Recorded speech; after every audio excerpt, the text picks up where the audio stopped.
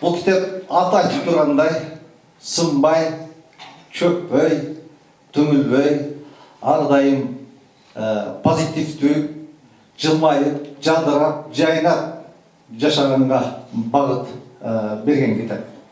Бүгінгі күнде көпшілігіміз қоғамда баяғы тез көрініштер, телевизор деле, китеп деле, хабар деле жақсы жаққа бағыт берген позитивті нәрсе емес, тескерісінше негативті нәрсе көбейіп кеткендіктен бірінші кітаптың негізгі мақсаты ушул позитивті, жақсы мағынаға басым жасалған еді.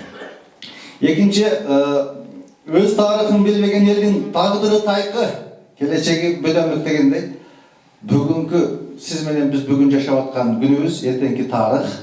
Китепте анча-мынча тарихи окуяларга токтолуп, ошол тарихтагы алымдардан, устаздардан, өзүбүздүн жашообуздагы көргөн агайлардан бир пайдалуу кеңеш, ибарат чыгарганга аракет кылдым. Үчүнчүсү, баягы коомдо негизи эле адам баласы колунда бар алтындын баркын билбейт экен. Кыйындарыбыздын кадырына жетпейт экенбиз. Тирүүсүндө мактабайт экенбиз. Тирүүсүндө кол кабыш кылбайт экенбиз. Кээде азаматтык белинин таптап, "Эй азамат" деген ушу бир сөзгө муктаж болот экен. Кээде батырды батыр деп, кыйынды кыйын деп, "Эй азамат" деген мындай сөзгө муктаж болот экен да. Анан мен мындай тарыхка көз чаптырсам, тарыхта Имам Бухари араб өлкөлөрүнө барып таанымал болгондон кийин арабтарга батпаптыр. Иранға келгенде Иранға да батпаптыр. Ираннан қуып чыгышыптыр. Имам Бухари Бухарага келгенде Бухарага да батпаптыр имам. Бұл ата бабабыз жоқ илимдерди, сөздөрдү айтып атат деп Имам Бухарини Бухарадан қуып чыгышкан экен. Ошондо Имам Бухари ушунча кенен жерге батпай калды, Моғдай менин жанымды ала көр деп Самаркандка жетпей, жолдо баратып жан берген экен. Тарыхка көз чаптырсак, биздин алыска өзгөнү айтпай эле коелук. Өзүбүздүн Кыргыздын тарыхына мен мындай көз чаптырсам, 1932-33 жылдары ачарчылыкты сактап калган туңгуч өкмөт башчы Жусуп Абдурахмановду, туңгуч өкмөт башчы, туңгуч мамлекет башчы Иманалы Айдарбеков, Абдыкадыр Орозбеков сыяктуу аалымдар алиппени жазган Ишеналы Арабаев, окуу китебин жазган Касым Тыныстанов сыяктуу кыйындарыбызды, залкарларыбызды, илимдүү, билимдүү аалымдарыбызды исламчыл, пантүркчүл, туранчы деп гезит журналдарга өзүбүздөн чыккан Кыргыздын кыйындары, Кыргыздын уулдары гезит журналдарга макала жарыялаган экен. Ансыз келгенсип Касым Тыныстанов жана ушул агаларыбыздын үстүнөн орус өкмөтүнө арыз жазылып, ошонун негизинде аталарыбыз 38-жылы атылып кете бериптир.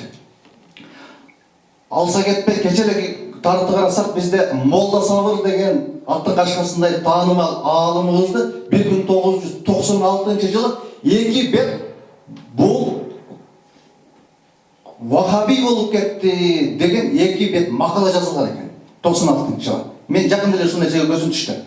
Аалымыбыз Чубак Ажы туурасында бул сырттан окуп келген, арабтардан окуп келген, бул вахаби көп нерсенин ичине катып жүрөт, китептеринин көпчүлүгү ошол вахабийдин китептери деген анча-мынча молдокелердин кыбырап сүйлөшкөнүн мен мына кулактарым менен уктум.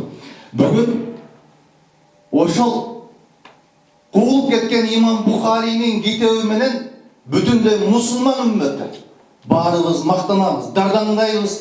Кур'ан-ы Керимден кийинки эң чоң китеп Имам Бухаринин китеби. Имам Бухари бизден чыккан, Бухарадан болгон деп мактанабыз. Кээде устаздарыбыз Ишеналы Арабаев бүгүнкү күндө алиппени түптөгөн деп ошол китепти кишинин китебин окуп жүрөбүз. Кыргыз тилин, адабиятын, грамматикасын түптөгөн Касым Тыныстанов деп бүгүн дардаңдайбыз. Бир мезгилдерде кадырына жетпей үстүнөн арыз жазып жок кылганга салым кошканбыз. Бүгүн ай Молда Сабыр деген аалымыбыз бар эле, ай устаздардын устазы эле, ай Чубак Ажы бол ээр эле, кыйын эле. Азыр болсок башкача болмок, балким саясатка башкача ой пикирин билдирмек, ой башкача болмок дейбиз да. Ошол баатырларыбызды көк жалдарыбызды, жазуучуларыбызды, аалымдарыбызды тирүүсүндө барктасак болбойт беле? Тирүүсүндө белинен таптап азаматсың деп койсок болбойт беле? Кыйынсың деп койсок болбойт беле деген бир чукул ойлор келип, мен ушул китепте, ушул арабызда отурган кээ бир адамдардын, өзүбүздүн жаныбызда жүргөн устаздардын өмүр баянын, ошолордун жакшы сапаттарын, жакшы сыпаттарын айтып, чымын болбой, балары сыяктуу ар бирибиздин, ар бир адамдын жакшылыгы бар, жамандыгы бар. Ушу жакшы жагынан пайдаланалы деп анча-мынча агаларымды, агайларымды, жакындарымдын сыпаттарын айтып ушул пайда көрөлү деген. Жакшы жагыбызды көрө билеличи, анча-мынча азамат деп билеличи, батырды батыр деп билеличи, кыйынды кыйын деп билеличи деген түшүнүктү бергим келген эле.